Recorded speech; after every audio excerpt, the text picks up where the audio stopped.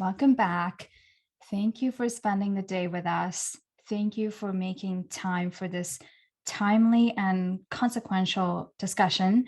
We've talked about crypto crime trends today. We've talked briefly about the Ethereum merge that has happened earlier today and about Web3. And we have so much more to discuss later today, including a networking session. Now, the next topic is very dear to my heart and something that makes me a very proud Canadian, which is a unique thing really for Canada, the synergistic collaborative relationship between the public and the private sector, especially in our industry. And we so much appreciate that relationship with RCMP and that they've decided to join us today. So please help me welcome the very insightful and colorful Mr. Rodney MacInnes, who is the moderator of this panel, talking about RCMP and FINTRAC Perspectives. Welcome. Thanks, Anita. Hi, everyone. I was almost late today because it took me forever to do my hair. Joe has the same problem as I do. So that's going to kind of set the tone for today's conversation. And that's what it's going to be. It's really going to be a conversation. We're going to cover some kind of insights from the FINTRAC perspective. We're going to get some insights from the RCMP perspective. And the idea is kind of an information sharing session so we can all just be better and ideally make Tony's life easier. That's the ideal outcome of this session. So before we jump into anything, why don't you guys take a couple seconds and introduce yourselves and tell us who you are, where you're from, and I don't know, what you're excited about today. Woo! You just pointed at me on my screen, Tony, and you just pointed at me again, Joe. Joseph, why don't you start?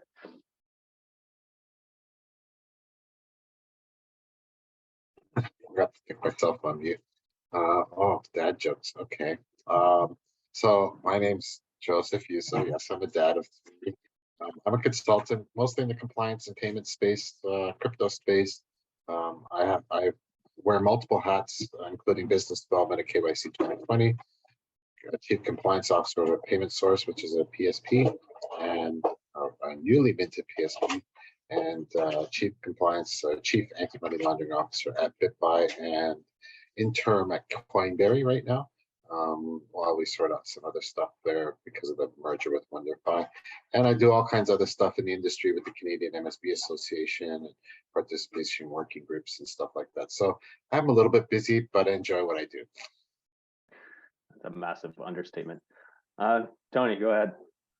Hey, I'm Tony from the RCMP. I like to skateboard, listen to punk rock music and hip hop. A little bit about me personally, but professionally, my background is in federal investigations, mostly involving financial crime, and more specifically, like I just tuned into the last panel, and I was noticing that if you stick around long enough in this space, and you specialize in it for long enough, eventually you find yourself in some kind of a position where people are looking at you for answers. So by some miracle, I ended up in the position for the National Cryptocurrency Coordinator for the RCMP. I've been nerding out in the cryptocurrency world since like 2018, 2019.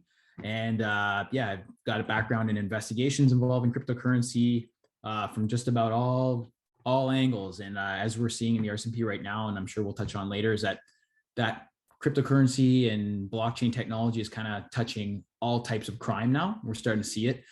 So I'm kind of right in the middle right now, trying to build this airplane in the sky while it's flying, and looking forward to the chat today. Awesome. I think a lot of folks on the call can fully understand that statement of trying to build an aircraft while it's flying. Kind of startup life and in the Bitcoin space for, I don't know, quite a while now. Fantastic. Thank you both. Thank you, Tony, for breaking like the law enforcement mold, like no mustache, listening to hip hop and punk rock. I did not expect that. It's because I just want to be cool. I just want to be accepted. Welcome to the club. For background for everyone else, I've met Tony before.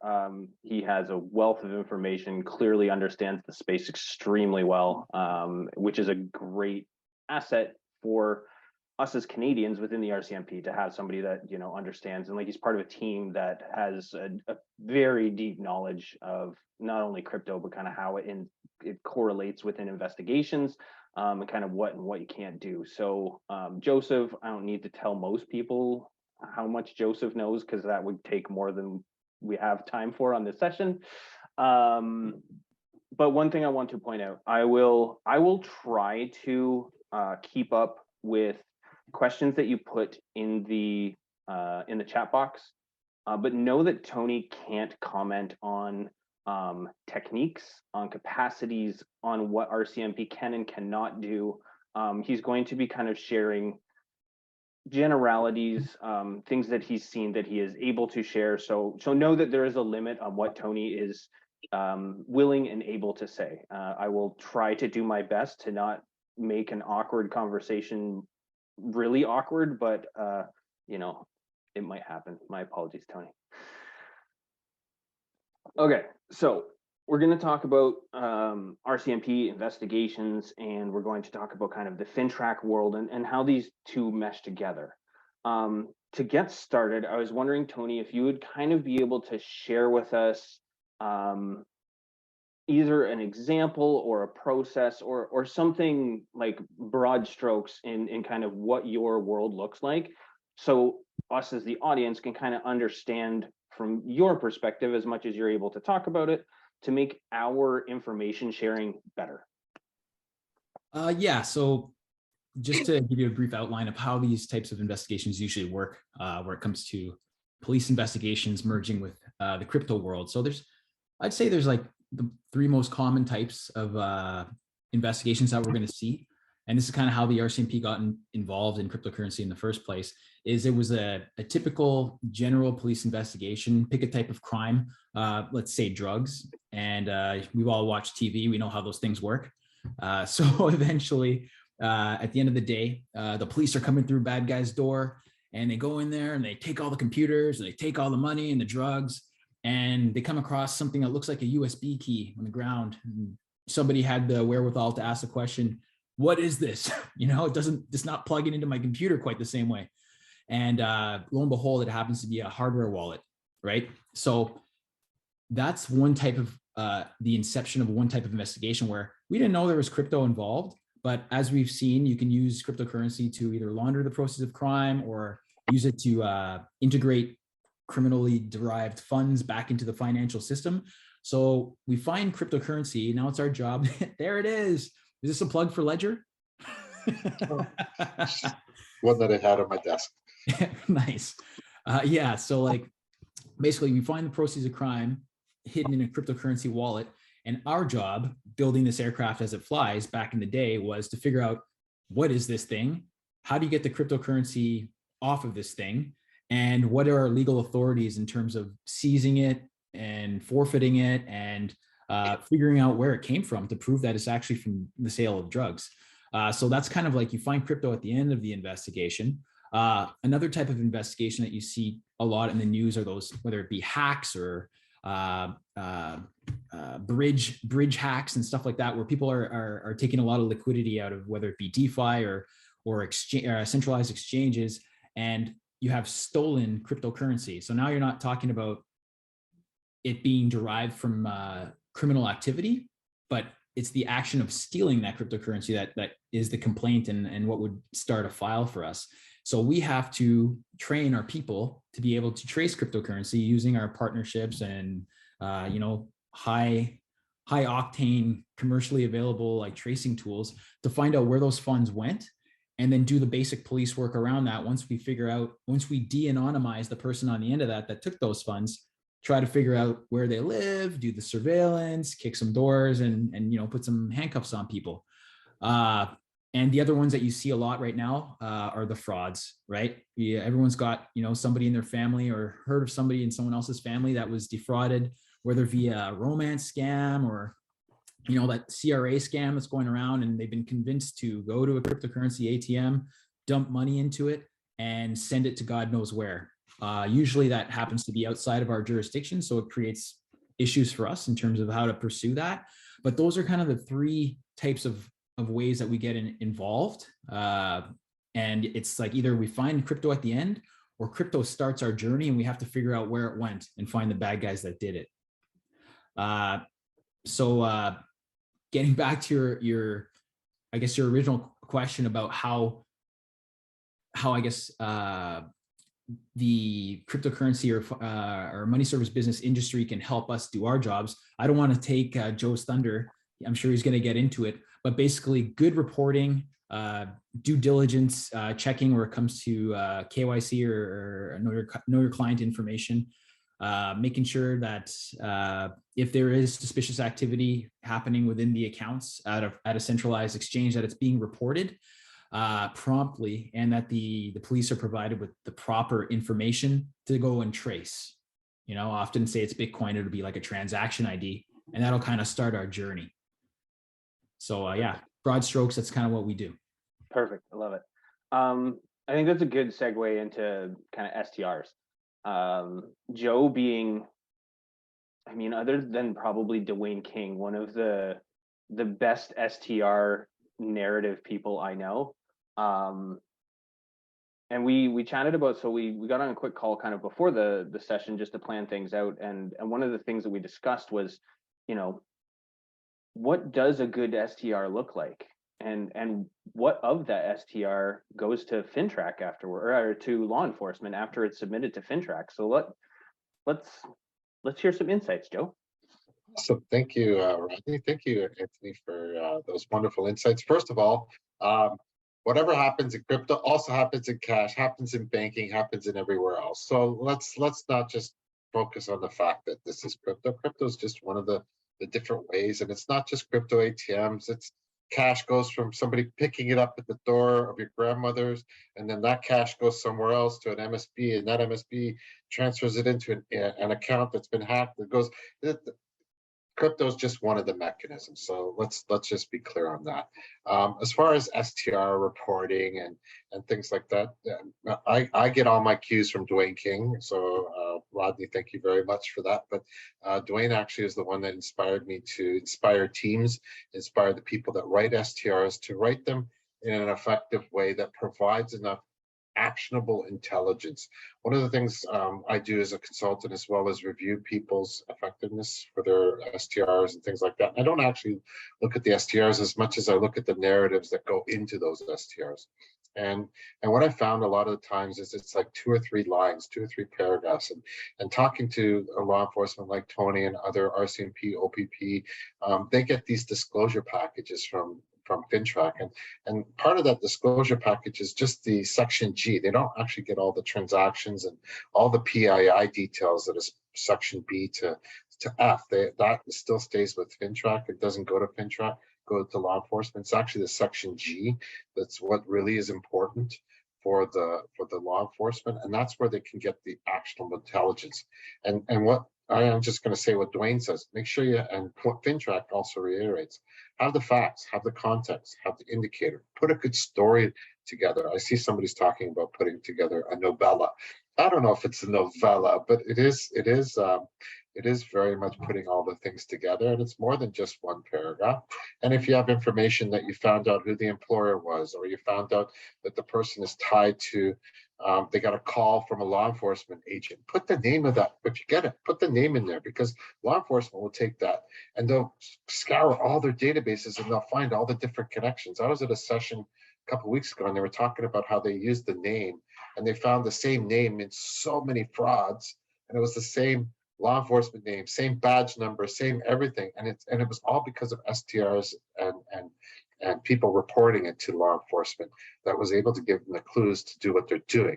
I can't talk about the investigation or anything like that. It's pretty confidential, but that's the kind of stuff. It's those little details. It's those little pieces of facts that you may think is not important, but if you can provide it, put it in section G, it becomes very, very valuable. And I can kind of piggyback on that there, Joe. So for instance, maybe the bank staff and the money service business staff don't realize how valuable that information is to police officers. It's kind of similar to when most of us, you know, back in the day did our first witness interviews, or, you know, like somebody saw something they think that it's something super, super minor, right? Like, oh, I didn't catch the license plate on the car. I didn't really see what the guy was wearing or what he looked like, but you might not know that it's so important. You're part of that story. You might provide the context of exactly when that car sped across that intersection, which is the one piece of information we need to make this work. We might be able to duplicate all the other information.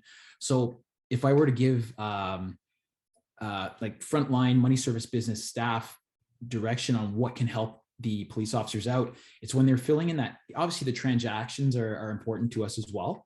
But in terms of the narrative, that's what gives us our grounds to say that this looks like crime based on the transactions, but the narrative puts it into context to say, this is probably crime right now, right? It's all those really, really super specific details of, you know, the person that called me pretending to be from whatever investment company, he said his name was Tim. Maybe we have that reported another 1,000 times somewhere else, and it's always Tim because sometimes bad people are lazy. So little things like that, they might say, you know what, if it's important, they'll call me back and they'll ask me what this person's name was. Sometimes we don't have the time for that. Sometimes it just slips through the cracks. So if you can make that narrative as detailed as possible, similar to how we would do a witness interview, what time did you wake up? What time did you brush your teeth? What'd you do after that? What'd you do after that? And really, really hammer it out there. Too much information is never a bad thing. It's when there are holes where we fall into problems.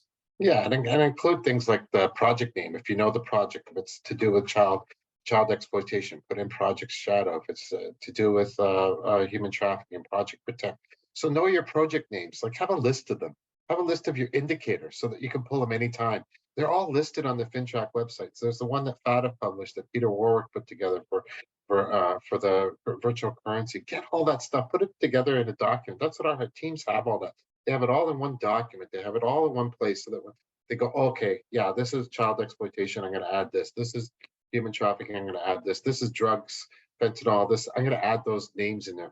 I'm going to add IP addresses if I have them. I'm going to add all the different pieces of information. If you have it, put it in. Put it, if you have a username, you'd be amazed at how many times you just put a username in and then Google it. And you find that the person is on some dating website being exploited, and they're a 52-year-old or a 60-year-old, and their name is in a dating site. What the heck are they doing there, right? And then you see, oh, this looks like a romance scam. So all those things. Phone numbers, another example. If you have different phone numbers, put them in Google, see what happens. You'll see all kinds of other connections, business names. There's so many things. It's just a matter of, don't go too much down the rabbit hole, but if you have the information and you have the context that links them, give it to law enforcement so they don't have to say, oh, I wonder, they don't have the time to go and take that username and see if there's something in there. But if you find it for them and say, hey, we found this, then they can say, oh, maybe we'll go and find some other things. Right. So that's really it. It's literally a matter of going from 5 minutes to maybe 10, 15 minutes. Once you get the framework, it's easy. It's just facts, context, indicators, and then more facts. That's it. It's literally that easy. And to explain that in context again, is that once again, too much information is great, even if some of it might be wrong, because basically what you're doing is you're giving the police intelligence, right? We have a duty to go and validate and confirm all that information that you're giving us. So obviously, we don't want to be hit with a tidal wave of like every John Doe that fits that description. You're like, hey, I Googled John Doe and here's all the hits. Like, that's not really going to help us. But if you provide us some information and you're like, you know what, weird, I went on whatever social media website and I saw the same handle used in this social media account, we're going to go and confirm that. We have a whole group of people that do that type of work, and they're going to get right into the bones of who this person is. And we have all kinds of capabilities where it comes to that. So yes, sometimes it pays to go above and beyond and provide police with some information that you think might be overkill, but we're still going to confirm that, and no one's going to get hung because they accidentally linked a profile that it wasn't actually linked to the actual criminality. We're going to confirm or deny it, and we'll move on. It's intelligence for us, and it all helps. And just to add one more thing, I guess, when I've talked to law enforcement about certain cases, and I asked them, I said, have you had cases like this? And they're like, yeah, but there's no actual intelligence. The person said this person's involved in child sex exploitation, and we think that they might be doing something with this, and it's on the dark net, but they don't provide anything about what the dark net is. What's the alert? What's this? What's that? That's not actionable intelligence. That's just saying, well, we got an alert on some chain analysis tool or some analytic tool, but we didn't have time to go and copy and paste the open source intelligence, put it in there. Let law enforcement do that. They don't have time. They don't even know if it's real. But if you take that open source intelligence, that piece that you found in the tool, and put it in your narrative and say, hey, we found this is the open source intelligence that came from it, and it's tied to the IWF. For those of you who don't know, it's I forget, something to do with International Watch something or a foundation or whatever, but it basically has all the different cases that they find, and they'll take that and they'll start doing investigations on that one, and they'll go and ask the IWF for more information because you can't get that information publicly. They just have the alert, right? So those kind of things, really. Wow, that was a good unload. Thank you, gentlemen.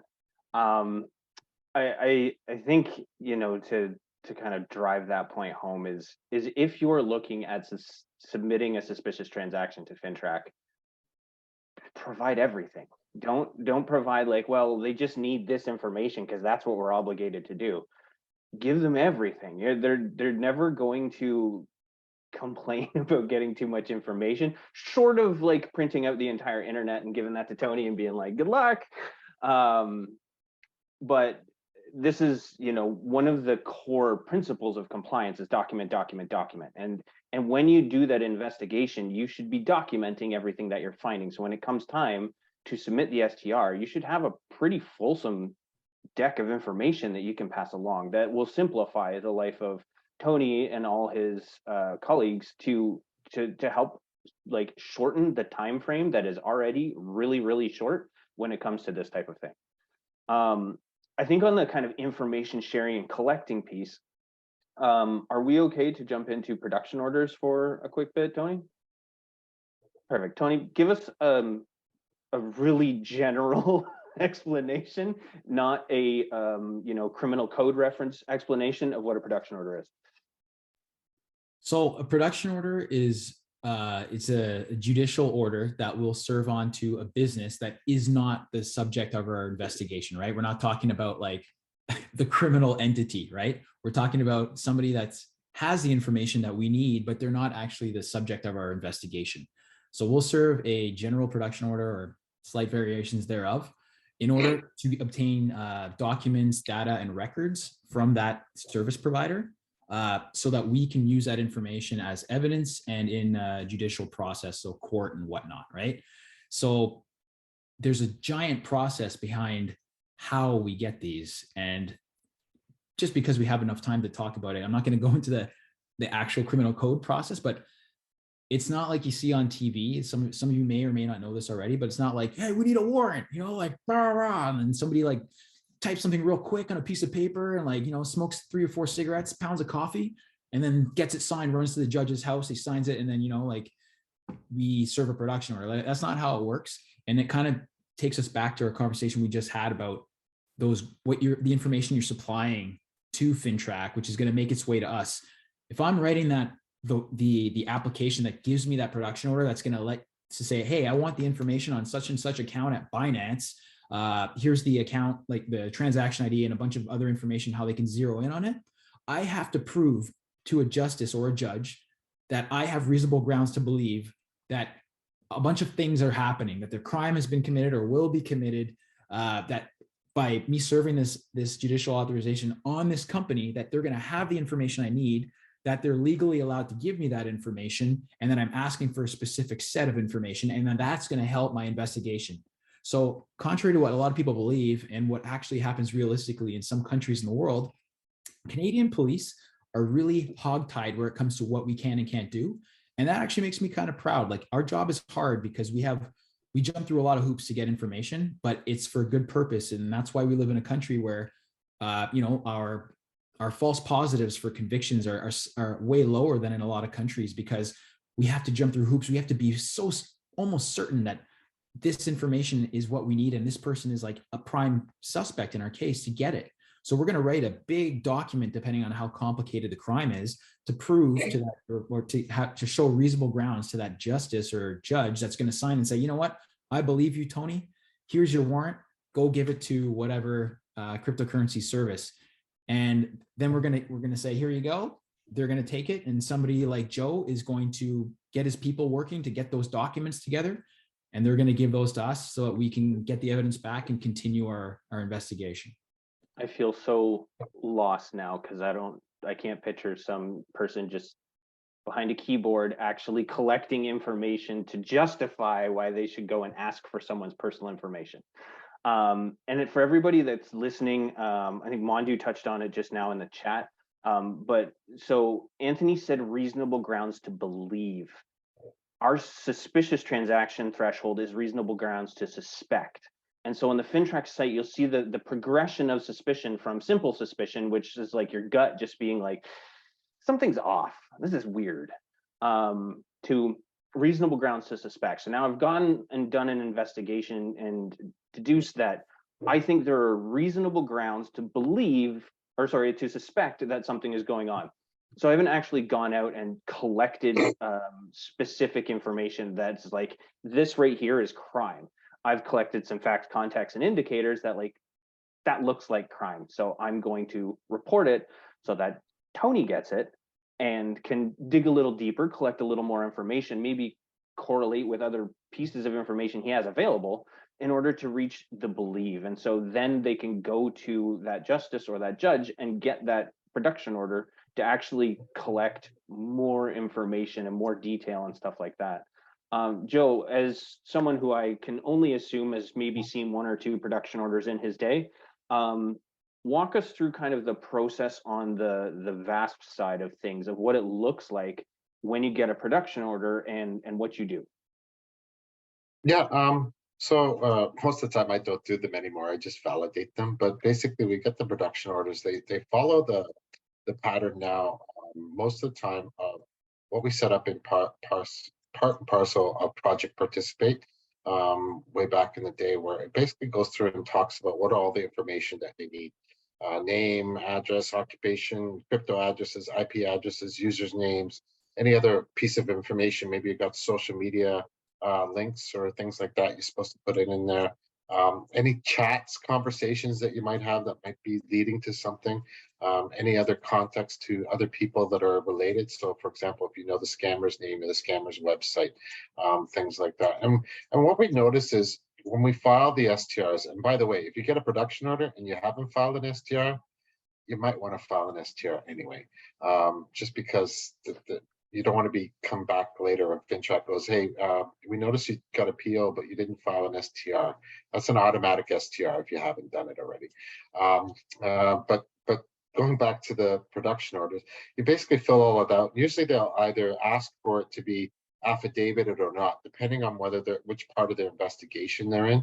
Sometimes they'll just get the production order because they just want to start getting information and start collecting all that stuff. And then other times they want it to be part of evidence that they're going to submit into court later on. So there's a couple of different ones. And also there's also sometimes they put in section there, I think it's 487. I don't know, Tony, you know better than me. We actually wrote it the other day. I can't remember the criminal code, where they'll say that the production order is not to be disclosed. So that means you can't really disclose it to somebody else. And technically, if it's an STR that you haven't filed already, sometimes you might not even are allowed to file it with FINTRAC. It's usually related to TPRs. But what we found was when it has that disclosure, you really should reach back out to the law enforcement, because sometimes those production orders are also replicated by other jurisdictions that may also ask for the same information, especially when they're TPRs.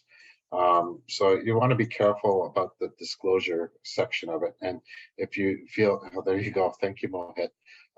Basically, you want to make sure that you talk to the law enforcement first before you start disclosing it to others as well. Right, Tony? Did I miss it? 100%. Like we've got the order prohibiting disclosure. We've got sealing orders that we can use, right? Depending on how secret squirrel that investigation is. What's a sealing order? I could add on the, oh yeah, go for it. What's a sealing order?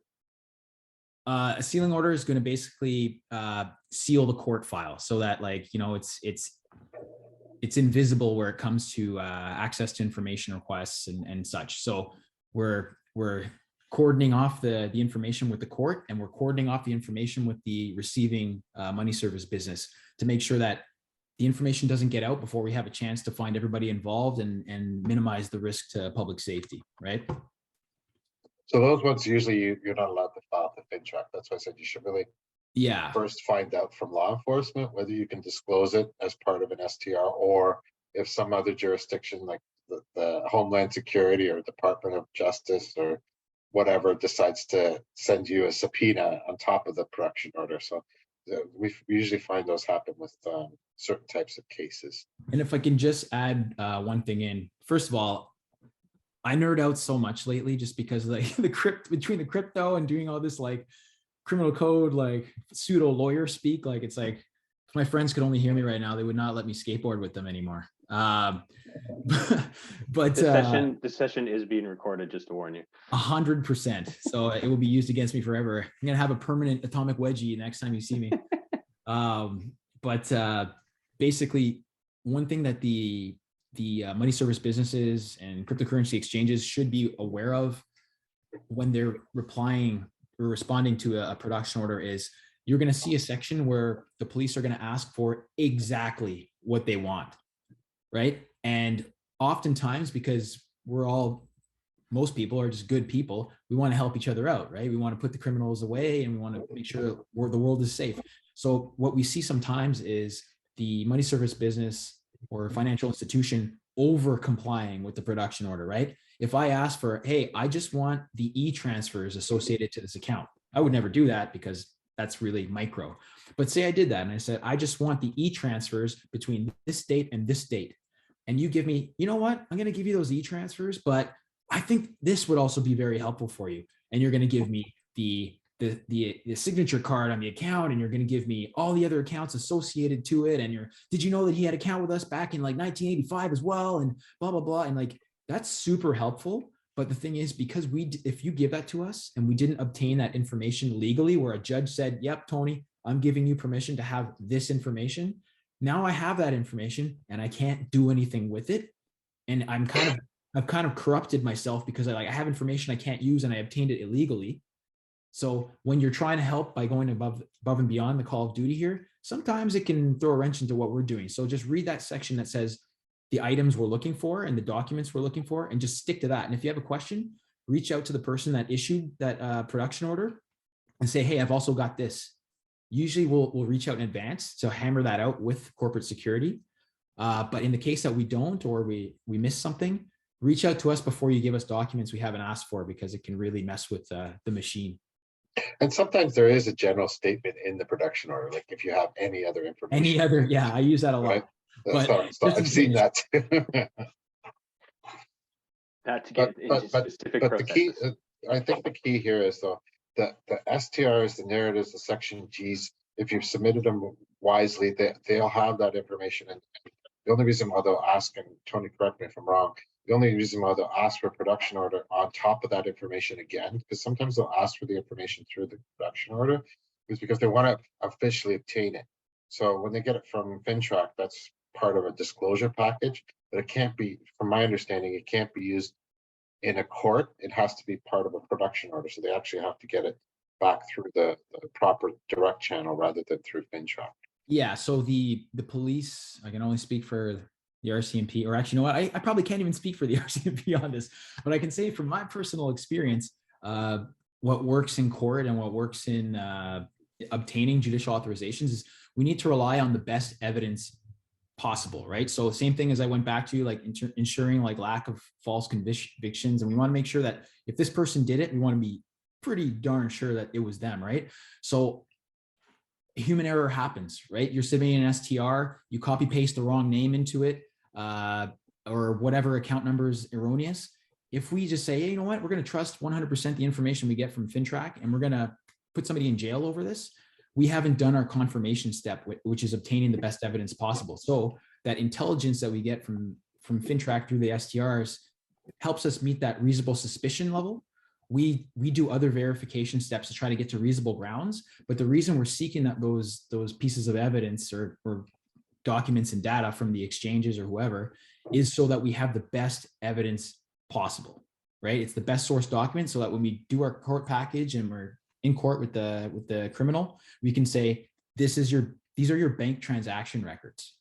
this is not a FINTRAC report about your bank transaction records. This is the actual source document with an attached affidavit from the exchange or the bank saying these are true, certified true copies, and these are legit, you know? So maybe I'm getting too much into the weeds, but. No, that's good. It's helpful to understand kind of where the FINTRAC database kind of stops and actual you know, actionable intelligence really continues, where, you know, great, like LVCTRs are great, so you can build you know, connections and stuff like that, but again, it's just a report in a database where you're actually looking for the affidavit confirmed transactions on the platform. That's really good information.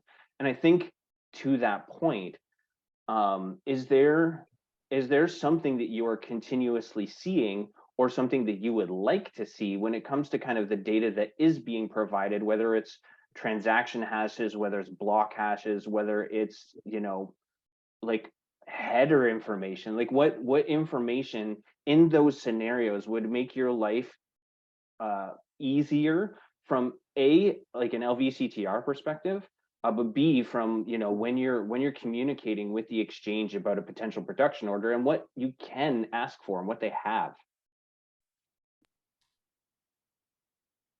The space is very new and everybody's learning, right? So including people at all levels in the process of responding to production orders and whatnot. And I can say personally, I've seen and I've heard stories of, for instance, we're asking for say it's a voluntary disclosure by the exchange. They're saying we saw this, and they're providing the police with all kinds of information, but they're not providing. So for instance, somebody stole a bunch of money from your exchange, or stole a bunch of crypto. And you're saying, here are the order numbers, right? We all have cryptocurrency exchange accounts. And like when I place an order to buy or sell or whatever, that's happening on the exchange's internal ledger, right? It's like not on the blockchain yet. So what I've seen before is when they're saying, here's the order number for the funds to be transferred out. Now, the order for when somebody said, hey, I want to do a withdrawal order, I want to send funds out of the exchange right now, which is essentially the theft, happened God knows when, prior to the actual transaction that sent the funds out.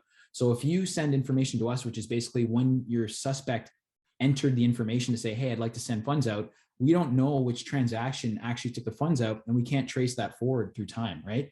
So I've seen that a little bit, and that's just an education thing of them maybe not being super well versed in how cryptocurrency transactions work, but also maybe just not understanding what we need to move forward. But I'll let Joe speak maybe a little bit to what he's seen, but it's still very new. But like the information that we're getting is good because we're all over the country. Like we're doing good work. Like all types of police forces are making headway in this. So obviously the information they're getting is pretty good, but things that would help us is just, yeah, we'd have to see a little bit more. Cause right now it's, like I said, we're building the airplane and while we're flying, but right now what we're getting is for the most part, very good.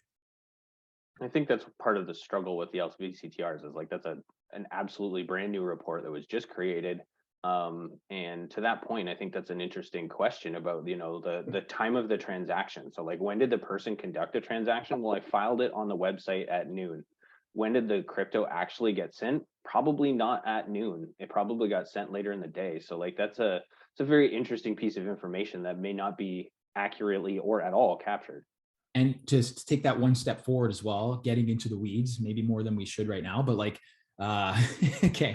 So like take that same scenario where the withdrawal order is initiated like from a client at your exchange. And so at 12 o'clock today, somebody said, I want to send 2 Bitcoin out of the account. Now, if you just send us the order and the transaction ID, often exchanges batch withdrawals, right? It saves on fees. There's going to be like, you know, there could be one receiving address. There could be lots, right? The more, the better, because you're going to save on that fee to the Bitcoin network or whatever crypto you're dealing with. So if we don't know, we might know the transaction ID, but if we don't know the actual withdrawal address, we don't know where to start our trace because it could be one of 15 different people. And at each one of those nodes, there could be like it could go in 5 or 6 different directions, and it exponentially increases the number of paths that we have to trace forward, right? So from the exchange, we need the orders, because that's, the criminal actually initiated that themselves. We need the transaction ID because that shows us where on the blockchain we're looking here, and we need that withdrawal address moving forward in time. So for me, LVCTRs are akin to LCTRs and EFTs.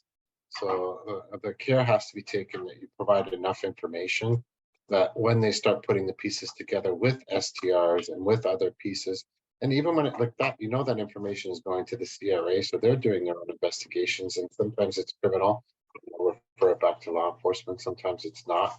But basically, as much as the information that you can, I know there's some fields that don't make sense. Like lately, we've just been requested about in the LVCTRs about, well, why did you put in a device type and then put in unknown in the LVCTRs? Now I'm still waiting for our team to confirm that we can remove that, but apparently it's causing a lot of noise.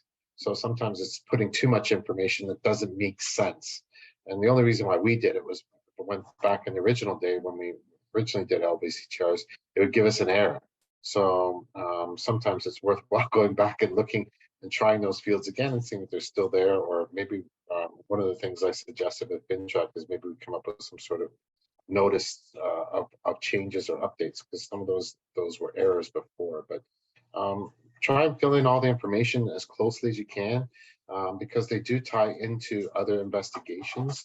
And there is a real purpose for those LVCTRs, just like there are LCTRs and EFTs and large casino transactions and all those things. They're important because they provide other pieces. And so if you're providing the information like who's the beneficiary, who's the originator, conductor, who's the third party involved, then they can link these things together. And if you see those, I forget what they call them, Rodney, you might know, but I think they're mind maps or transaction maps. And you see these things. And I saw one 2 weeks ago and I'm like blown away by how many hundreds of people. And they said this was just one segment. It was in a presentation. I won't talk about who, but it was a law enforcement showing this map of all these lines and connections and people. And I'm like, holy cow, how did you put all that together? And it's literally all these little bits and pieces of information, and they put it all together, and they're able to coordinate it all. And it just blows my mind. Absolutely. It's kind of, yeah, just that it's kind of mind-boggling when you look at, what a tiny little piece of data can be connected to a tiny little piece of data 1,000 times over, 100,000 times over. Like you start to build this really, really complex model. And I think that goes back to Tony's point earlier of like every tiny little bit of useless piece of information is just that. It's not useless. It is quality information that may really help connect something, because that one little piece, you could have 2 of these giant maps, and that one little piece could be the connection between the 2 of them. So that's a big one. Joe, as far as LVCTRs, sorry, doing examinations, I am seeing a lot of misunderstandings, a lot of lack of knowledge, frankly, a lot of errors when going through LVCTRs when doing an effectiveness review. Is this, is this something that you've heard anything about from like FINTRAC and meetings with FINTRAC? Is there any rumblings as far as like additional training that's going to come out? Because I know like you did a tremendous amount of effort and a huge amount of work to kind of provide something to the industry to get the reporting right. And like, I'm not seeing as much of the JSON implementation as I thought I would. And seeing a lot of errors and people just not being familiar with what an LVCTR, to your point, being akin to an LCTR kind of cross-reference with an EFTR, in what needs to go in there and what doesn't need to go in there and what constitutes 2 different reports and stuff like that. Yeah, so the LVCTRs are an interesting thing, right? Because they're the first generation of this what they call the second generation types of reports. And they're really to line up with the regulation where now they're asking you to consolidate that 10,000 or more indicator based on conductor, beneficiary, and third party. So prior to that, you had to do it, but there was no way of reporting it. And now with the LVCTRs, that's the first generation report that actually is doing that, is supposed to be able to capture those three types. And then once you have those three types, now there's also abilities to capture the identities and the information about the identities. Whereas before it was very hard. You only have one slot that you can put stuff in. Now you can put lots more. You can put all kinds of different IDs. What could you use? Dual method. What are the two pieces of dual method? 30 minutes to go. So there's a lot of there is a lot of challenges. I know at the beginning days, I used to get a lot of calls. I know I directed a lot of calls to FINTRAC.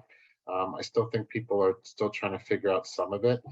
The report online helps a lot for people to go through and experiment and see which things work, which things don't work. But ultimately, there's a lot of new pieces of information that aren't yet incorporated to LCTRs, EFTs, STRs, et cetera, et cetera. So we're going to see a lot more understandings as we go through, as FINTRAC goes through and implements more of these reporting standards. I know I'm part of the working group and I've seen it already, and it's going to be amazing because now that information can be provided to FINTRAC, and FINTRAC can then do those maps, and then they can see other things that today they can't see because the information is not there. But it's going to take time, I think. Still. Did I answer your question? No, not at all. No, I'm just kidding. It's the tough part of not having FINTRAC here to specifically comment on it, and knowing, you know, you are well connected in that space. It was just kind of, you know, what are you seeing? What can you share? Stuff like that. So it's good to kind of have some insight onto what is forthcoming, and I totally agree that you know, part of our review process is an education piece. So where people are missing it, it's now, you know, okay, so you made this mistake and here's how it needs to be corrected going forward so that the reporting is better going forward. So even FINTRAC is still trying to figure it out. Like I submitted a request on a certain scenario with LVCTRs and whose responsibility was it if there's two dealers in virtual currencies and stuff. And I just got the response back Tuesday and I'm scratching my head going, that's not the response I expected. So I'm going to have to go and dissect that. So there's still a lot of questions, and don't be afraid to ask FINTRAC. Like, I mean, that's what they're there for. If you can't figure it out, you don't understand. Yeah, it might take some time to get an answer back, but that's because they're pretty busy with this stuff that they never anticipated with the PSP activity. But give them time; they'll eventually get back to you. And as long as you've got the guidance request, they can't fault you for not doing what they believe the right thing is. Right? You might have to go back and do some remediation or something. But at the end of the day, if you have a question and you can't figure it out, do what you're doing right now. Put in a guidance request, and then you'll get a response back, and then you can adjust accordingly. And if you feel that you need to remediate. But that's the best thing I can offer for if you're confused. As far as Rodney giving me kudos for the GitHub and stuff, I only did that because I saw the frustration myself, and to be able to explain it to the technical people. Because I'm technical, I understood it.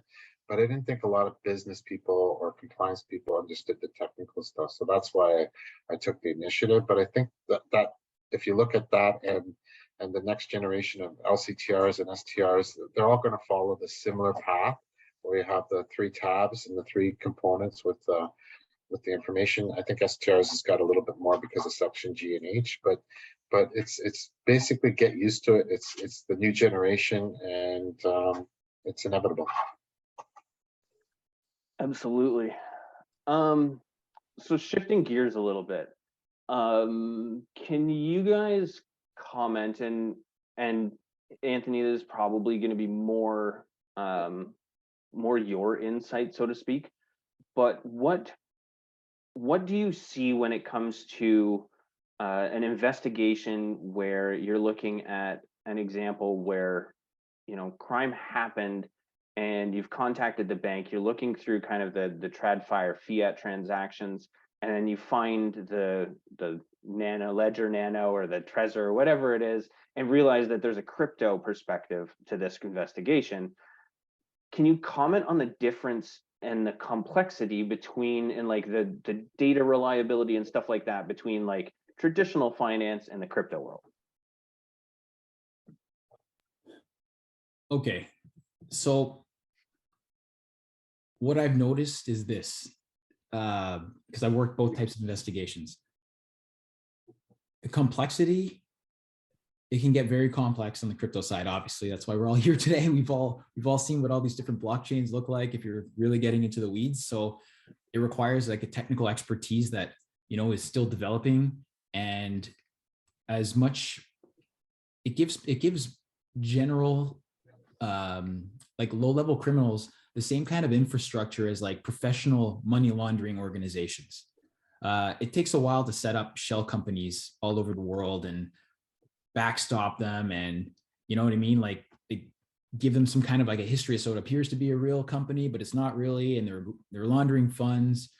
So that takes like generations of know-how and connections in traditional finance. And so what we see a lot of in traditional finance is they've been doing this for so long, they're so good at it, and they spend a lot of time developing the infrastructure for their criminal enterprise, of whether it be money laundering or whatever they're into, right?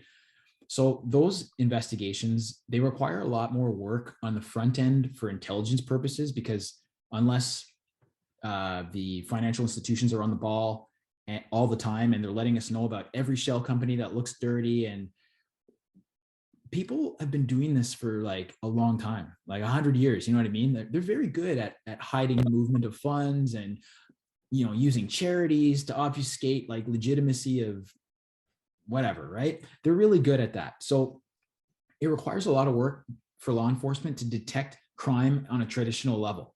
So we're all crypto heads on this call. I can see, I listened to the last conversation, right? So everybody's very like, here are all the advantages of blockchain, and we're moving forward, and this is the future. And I'm on that boat. Like I agree, right? I do this in my personal side too. Right? I'm very much into crypto, but traditional finance is kind of a controlling factor right now, and that's what most criminal enterprises are invested in, and they're very good at it. So it requires a lot of effort on our part to write these judicial authorizations, first of all, to sniff out criminal activity, right? Unless you have a confidential informant or a really switched on set of corporate security staff at banks, you may never detect this stuff.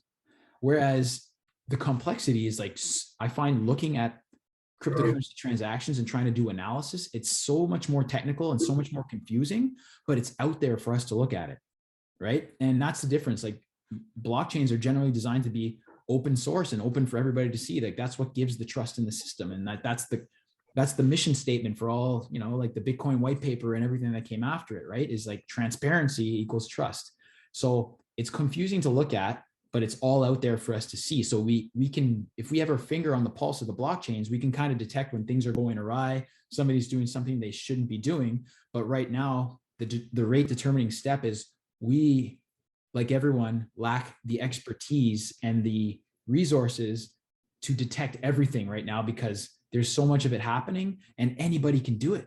It's all open source. You just download an app and you can start laundering funds. You know what I mean? So that's the difference. So when we get an investigation, to answer your question, we get an investigation that goes traditional finance to crypto. All of a sudden we kick a door and we find, oh God, there's crypto involved here.